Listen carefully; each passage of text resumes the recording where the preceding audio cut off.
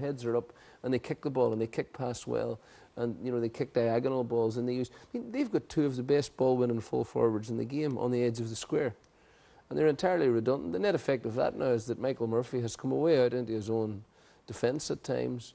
McFadden's out around the midfield area, and I mean really what you've got is just hand passing and hand passing and hand passing without anyone looking up, and then someone just taking a shot from 50 metres hoping that it'll go over the bar, and that's how they've got their 2 or 3 scores from play. But in fact, there's no magic with it, there's no fun with it, and it's a very, very poor style of play. I mean, they've got to find the balance between defence and attack, and they haven't done that. Speaking of which, Colin, that's exactly how they started to get their scores from play, and it took them 21 minutes to get the first of those. Yeah, it was a fairly boring opening 20 minutes. They certainly did improve, but in the end, it appeared as if the Donegal players who shot for points did it because there wasn't nearly anybody available just to take a short hand pass. And here we have Dermot Malloy having a shot from range with a bit of wind behind him and kicks a great point. And again, he gave one to the Derry team recently, and I'm not joking you, it's changed their lives. You won't find it in any manual now. You won't find it in any of John Morrison's manuals on motivational talk. Thankfully, perhaps, just in case people think we're being too hard on Donegal here, Joe, you've been looking at their pattern of play and just exactly how they set the team up, and I think what you've got coming up here illustrates this. Well, the priority is defence, and when the priority is made defence, then the players will play in that way, and they'll play with fear. There's 10 players. Now, we could have taken 50 snapshots from the first half that would have shown exactly that. There are 10 defenders, there are 10 players back, half of them forwards, obviously. Mostly Colin McFadden's in the Donegal half on its own. Now, the net effect of that is when they do get the ball and come out, it's not that they move the ball quickly and long to the danger men. They don't really have a creative player at centre half forward. What I'm certain frame of mind, the only player in their own attacking half of the field is Colin McFadden. Even if he gets the ball, what are his options? He lays it off to someone else coming through. Well, so it becomes, a mess really in essence, and the priority is defending. And if you can snipe a few scores well and good, that's okay at the moment. It's not going to be any good in terms of winning an Ulster championship or advancing beyond that. OK, we're going to take another break here on the programme. And my view is there's sort of conflicting forces at play here. The Donegal management or the Donegal players will say, our job is not to entertain. If we decide we're going to win a game, and if it stays 6 points to 3, then we're into the next round, we're happy with that. But the wider obligations to the game itself are, the game has to be entertaining, or people just won't go to see it. And nobody would be a bit interested in going to see that sort of rubbish that we have there in the first half. And people say to me, well, you're an old dinosaur, you only like the type of football there was in the 80s and 90s. We had football last year in the championship, which had a lot of defence, but we had brilliant attack as well, which is missing here. And if this is the evolution of the game, then Darwin was probably right. We're all still apes. But because this isn't either entertaining or skillful or anything else. There's nothing to recommend this game. We coined the phrase here on... Really care how that happens. The thing is, though, that there's a pattern with Jim's approach. You saw it with the under-21s last year. I mean, they circled the wagons. They forgot to attack in the final. They would have beaten Dublin, except they forgot to attack. I mean, Michael Murphy stood redundant on the edge of the square that day. And, they still could have won it. Now, this sort of game can be quite effective, but so long as you marry it with an attacking plan and an attacking strategy. But the difficulty there is that either their attacking strategy is being ignored by the players, or there is no attacking strategy, because what you're seeing is that the overwhelming priority is defensive, so that even Michael Murphy... And at times it could have shown even 10, 12, 13 players back, is you cannot give the ball up to anybody because there is actually nobody in attack. And it seems strange to me when they have 2 attackers who are probably as good as any other forwards in the country, that at least they don't keep those 2 up, keep a man, say, in the centre half forward position, that you'd always have 3 up, like Kerry or Cork. Like Cork are the best example. They'll always leave Daniel Gould and Kieran Sheehan and Paddy Kelly up there in the attack so that they can kick the ball up. And it seems to me that it's self-defeating for Donegal to play in the style that they are. 40 metres out from the Antrim target. Back to Dermot Malloy. Held onto by Martin McElhenney. Back to Colin McFadden having a go. And McFadden has put it over the bar. Point for Colin McFadden, his second of the match. First came at the beginning of the game, a free. This time the product of some slow, patient build-up, and McFadden taking on the responsibility At the time when we saw it first, Martin, I think it was going outside the post, but the wind somehow must have managed to carry it in. Well, I thought from this angle that we're at, and we were perfectly positioned for it, that the ball had actually got outside the post. But none of the Antrim players seemed to object about it. The umpires were very well placed, and obviously they're the people in the correct position to adjudicate on it. Not Michael Murphy setting off again. McFadden has gone very deep, slipping it outside here. Waiting for it is Ryan Bradley. A very good first half. Man from Bungrana, the 25-year-old, lets fly, gets the boot behind it, and this time he's put the ball wide. Football has changed fundamentally. Colin McFadden. Bouncing it here is McHugh, having a go, and the crowd like it, giving their roars of encouragement, and Mark McHugh gets his first point of the 2011 championship. To go with a couple of points he got last year. Played in 2 matches then, played here against Down, played against Armagh as well. Bounced it, looked very composed, struck it beautifully. His manager looks on in pensive mood.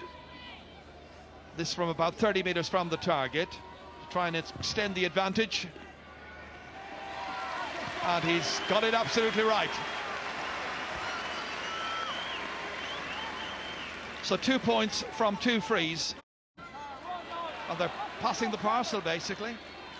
And in the end, this is held up here by Kevin Cassidy. It's a bit of a struggle. Chipped ahead by Brady, in tight towards the end line. Held onto by Scullion, the wing back. Here's a chance, really good chance, fell to Niblock and booted away in the end by Paddy McGrath. Last offence. 5 points between the teams in the 48th minute. Murphy kicking from 35 metres, and he has dragged it badly. On, and so too the number 27, not programmed, but isn't that? That is Patrick McBrearty. So he's going to come on. The 17-year-old on the right of your picture right now. He played in the minor match, and he's now going to play in the senior match and make his championship debut.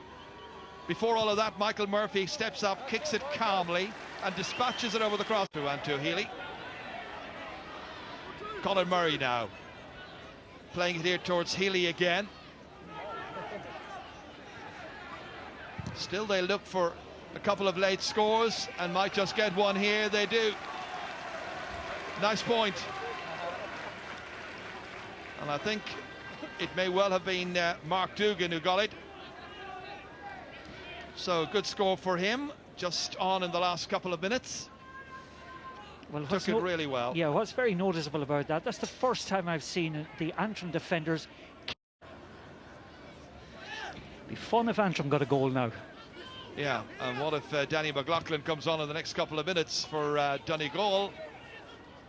Here comes Eadon Gallagher, little block on it there by Michael Murphy. Well, they're going to show plenty of endeavour, you can be certain of that, as Tomás McCann has a go, and he's got another white flag. It's not over just yet. Tomás McCann with his second. 10 points to 6. And Ryan Bradley is going to be the one who will make way. And Danny McLaughlin, number 24, is going to come on. Taking on Carol Lacey, but dragging him down at the same time. Yes, and just counting there as you're commentating, there are 14 Donegal players inside their own 45-metre line at the moment. The only outlet, if they do get the ball out, is Colin McFadden, who is up inside the 20-metre line on the far side. And as you say, there's a gap between the 65-metre line and the 20 metres. That's right, and so it's no wonder the Donegal have to run through the hands like short hand pass the ball all the way out. They have so many men concentrating in defence at the moment. They're happy to just see out the game at 10 points to 6 as it is at the moment, but just from the point of spectacle, it doesn't add to it. Well, Mark Dugan, Antrim, and the injury necessitates... Oh, that's a red card, is it? Yes, straight red. And a straight red card given to Mark Dugan. Yeah, I didn't see the actual incident. Well, there were two players going for it with Carol Lacey. Let's have a look at it again here. Now, there's a hand being held. He pulls him down. He pulls Lacey down with him. Oh, yes, Oh, definitely. That's an elbow straight in the face. Definite red card. Can't have any complaints about that. Referee got it. Holding off here is Kevin Rafferty. Neatly in as far as McHugh. And McHugh strikes into the corner of the net. He was involved twice in that move. It's his first ever championship goal. It comes in the 70th minute. And it well and truly seals Antrim's fate and sends Donegal on their way to the first round proper of this year's Ulster Championship. His dad has done it so many times in the past. McHugh got the pass back from Kevin Rafferty. 3 Antrim players went and then left the space, but there was work to do for McHugh, and he took it with calmness and with an assurance, and that's a lovely finish. Really good combination play, really good finish by young Mark McHugh, the 20-year-old from Kilcar. It's 1-10 to be said, and you have to, I suppose, at the same time acknowledge the effort made by both sets of players. But it was there's been loads of effort expended and all of that, but it's been a very poor game. The final score of the match will be credited to Kevin Niblock. He's got a 2nd point from a free, a 7th point in all for Antrim, but they are well and truly beaten as the fans make their way off. It's going to be a 6-point defeat for Antrim. 6-point victory for the home team here, comfortably on their way to the first round of the Ulster Championship. Here in studio, lads, Martin Carney said it there, and I suppose we can't put it any simpler than that. That was a very disappointing effort. Yeah, well, basically we could just confirm after the match what we were saying at half-time. You know, the standard of the play was very poor. What you have is a sort of standard robotic type of player now who runs around the field, gets the ball from a hand pass and gives a hand pass, and you have a couple of players who kick the ball. So one of the great elementary skills of Gaelic football, kicking, has almost disappeared. I don't know what the stats would tell us from that game, but I'm quite sure it would show probably 7 or 8 times the amount of hand passes as kicks. It's not enjoyable from a spectator's point of view. Again, Jimmy McGuinness will go and say, you know, job done, players from Donegal will be happy. I can't understand the attitude of the Antrim players or the Antrim management who adopted a defensive mode to the game. Even though when they were far behind and the game was out of sight, they still retreated into defence instead of pushing up. The test for Donegal will be when they are behind in a game, what are they going to do? Are they going to be able to go forward and attack, or are they still going to be programmed into this defensive mode and won't be able to change? Having seen what we just saw, it's easy enough, I suppose, to get sort of a bit depressed about the state of football, but hopefully what we've seen today isn't going to be what the standard of football is for the summer. No, and you know, as there are bigger days and bigger games and the zip comes into the games, you know, I think that Antrim came to contain. I mean, Liam Bradley did not think in his heart of hearts that they could beat Donegal, and will probably be quite pleased that the scoreline was the way that it was. I mean, he came and he played an extra full-time defender. He kept that 7th defender throughout the second half when they were 6 points behind. So that's an illustration to you of the mindset. From Donegal's perspective, you know, Jim McGuinness will say, well, look, we're learning to defend. We're learning to do something that a Donegal team has never done before. And we're not going to be a pushover for anyone. But the difficulty comes whenever they go 3 or 4 points behind and then they've got to break out of that. And also the problems against a team like Cork who are going to have you on your back foot and attacking you. Teams like Tyrone who are going to be attacking you and not sort of, you know, letting you off the hook the way Antrim are doing. And, you know, it's just going to cause a problem. They need to find that balance between defence and attack, because the shame of it, the point is that they've got 3 or 4 very good forwards. OK, we're headed for a short break. We're going to have more. It's Donegal against Cavan. Yeah. Will they win that one? That will have the country on the edge of their seats. I mean, honestly, I can't remember the last time I looked forward to something so much. It's unlikely to be a sellout game. I remember the Dublin players being before the league final, we were being told about this revolutionary new defensive system, and it's almost impossible to break down. And it's all about marking space. Now, you tell me when Space last scored in Croke Park. I mean, you see in those 2 clips, by the way, in those 2 clips, they both scored. Paddy Cunningham scored for Antrim. All right. And Colin McFadden scored for Donegal. OK, but a last point on that. Is it not? I suppose from our perspective, you know, we've lost the 3 first round games in the last 3 years, you know, and it was just important to get a victory, and we're glad now that we have the victory. We have a month, I suppose, to look at this, and we definitely can say that we'll be able to make it better because we've